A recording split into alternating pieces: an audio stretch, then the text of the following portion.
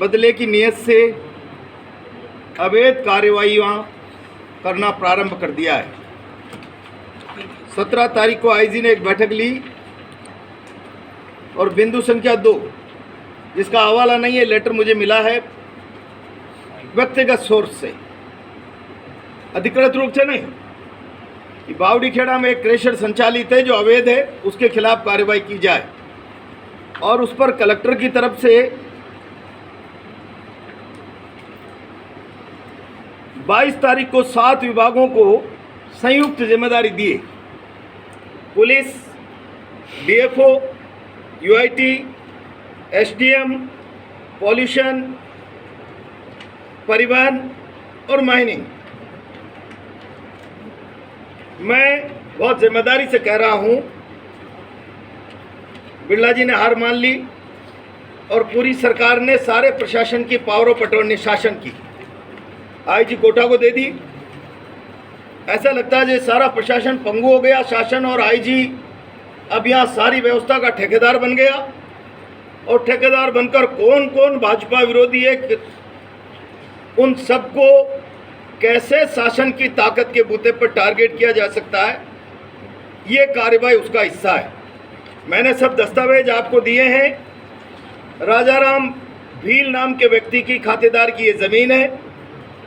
9/7/2010 को एसडीएम लाडपुरा ने exclusively crusher के लिए इसका कन्वर्जन किया है। और जब क्रेशर का कन्वर्जन होता है तो फॉरेस्ट की, वाइल्ड लाइफ की, रेवेन्यू की तमाम एनओसीओं के बाद ये संभव होता है, एनवायरमेंट सबकी एनओसी के बाद। 16/5/2011 को राजाराम ने सेल परमिशन ली कि मैं इसको बेचना चाहता हूँ। 23/10/2011 को मेरी पत्नी के नाम इस ज़मीन की रजिस्ट्री हुई है। कन्वर्जन होने के बाद के भी 1.25 साल बाद 23/10/11 से हम 2015 तक क्रेशर नहीं लगा पाए। नियमों के दायरे में अवधि विस्तार की 30/1/2015 की हमको छूट मिल गई कि राज्य सरकार ने इस पर छूट दी है। वो पत्र भी मैंने आपको दिया है। और 2016 से हम वहाँ क्रेशर ऑपरेट कर रहे हैं। कोरोना काल में कुछ समय बंद रहा और हमारे पास ऑपरेट टू कंसेंट 2016 से लेकर 2000 बीच में 30/6/2028 तक की एनवायरनमेंट की हमारे पास परमिशन है। इसके बाद हमको किसी भी महकमे की कोई परमिशन की आवश्यकता नहीं होती। जानबूझकर ये सरकार, ये आईजी जिसको मैंने कॉलेज चुनाव के अंदर टारगेट किया था कि ये बिल्कुल एजेंट की तरह काम कर रहा है। और आज भी आईजी का वो चरित्र वफादारी निभाने का, देखिए मैं विरोधियों को पुलिस की, शासन की ताकत पर किस तरीके से नीचा दिखाने की हैसियत रखता हूँ। मैं बहुत स्पष्ट शब्दों में चेतावनी दे रहा हूँ, कोई गलत काम करेंगे उसका गंभीर परिणाम होगा। नियमों के दायरे में आप नापना चाहते हैं नाप लें, कोई इलीगल नहीं है। खातेदार से कन्वर्ट शुदा प्लॉट खरीदा है। एनवायरमेंट क्लियरेंस 2028 तक की है। एक एक काम, और चारों तरफ जो खातेदार हैं मेरी ज़मीन सड़े हुए, वहाँ 1 इंच ज़मीन भी न फॉरेस्ट है न सिवाई चक है। मेरे खेत के चारों तरफ खातेदार है क्रेशर के। मैं बहुत स्पष्ट शब्दों में कह रहा हूँ, मेरी क्रेशर को आप नाप लीजिए। 4 तारीख के बाद किस फैक्ट्री में कितने 100 बीघा जंगलात है। काली सिंध डीबरी, पीताम्बरा आवा, पलायता और आसपास गड़ेपान, मोती कुआं में कितनी अवैध क्रेशर चल रही है। मैं आर पार की लड़ाई लड़ूंगा, आर पार की लड़ाई। या तो मेरा अस्तित्व मिट जाएगा, खत्म हो जाएगा, या आईजी की दादागिरी चलेगी। आर पार की लड़ाई 4 तारीख के बाद लड़ूंगा। यह आईजी चाहता है कैसे भी उत्पात हो, मैं शांति से नाप लें। मेरी विनम्र प्रार्थना, आप सब लोग वहाँ रहे।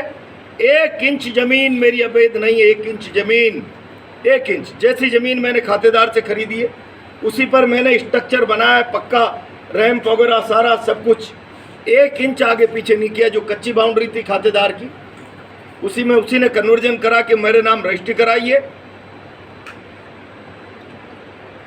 4 तारीख के बाद प्रशासन को एक एक कार्रवाई पारदर्शिता से और लोगों के खिलाफ करनी पड़ेगी। इसके लिए मजबूर कर दूंगा सारी कांग्रेस पार्टी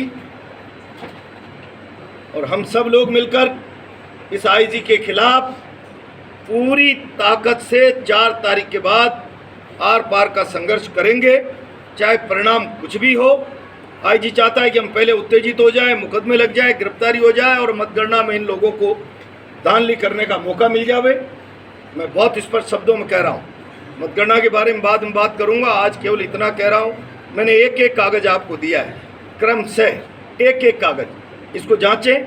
कल रात को इन्होंने बारिश के लिए कुछ यार्ड, डंपिंग यार्ड बाहर खुले में पत्थर डाल देते हैं स्टॉक के लिए, वहाँ जाकर सरकारी ज़मीन पे आपने पत्थर डाल दिया, खुली ज़मीन पे डाल दिया। एक जेसीबी को रात के 1-1:30 बजे जाके, एक डंपर को करो, कुछ भी कर सकते हैं। किस बात की एफआईआर दर्ज की? 379 कैसे बनेगी? पत्थर तो मेरा है।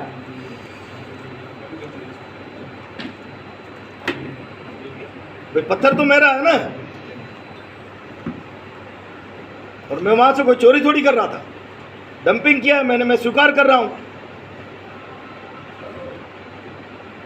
और इसीलिए ये आपने देख लिया, दुर्भावनावश मुकदमे लगाना, बदनाम करना।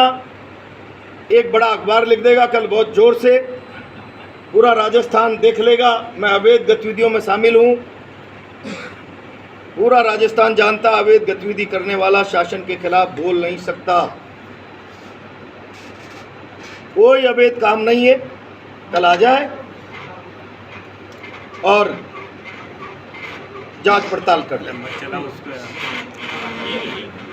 इसके पहले भी तो कोई आपकी जमीन थी, वो नपवाने का काम किया था प्रशासन ने, हुआ था? कर लिया था ना पिछले राज में। 1 इंच जमीन निकली क्या? हमारी गरीबों की जमीन ले ली, बदनाम मुझे किया। 1 इंच जमीन नहीं निकली, 1 इंच मेरी, 1 इंच। आपको ज़्यादा और मिली? मुझे तो ज़्यादा और मिली है, बाहर निकल रही थी। सर कल जिस तरीके से जो आपके पार्टी के हैं आमिर पठान, उन्होंने कहा कि मेरे ऊपर कार्रवाई की गई है, लेकिन एक जो बड़े राजनेता हैं जिनके ऊपर हजारों बीघा जमीन के कब्जे का आरोप है, क्या आप उस पर भी आगे कोई कार्रवाई करने के? मैंने कह दिया, मुझे गलत तरीके से बदनाम करने की चेष्टा कर रहे हैं। 4 तारीख के बाद एक एक को एक्सपोज करेंगे, किसका कहाँ कब्जा है। शासन प्रशासन को इस पर भी एक्शन लेना पड़ेगा, नहीं तो घेरा डालकर बैठेंगे, घेरा डालकर।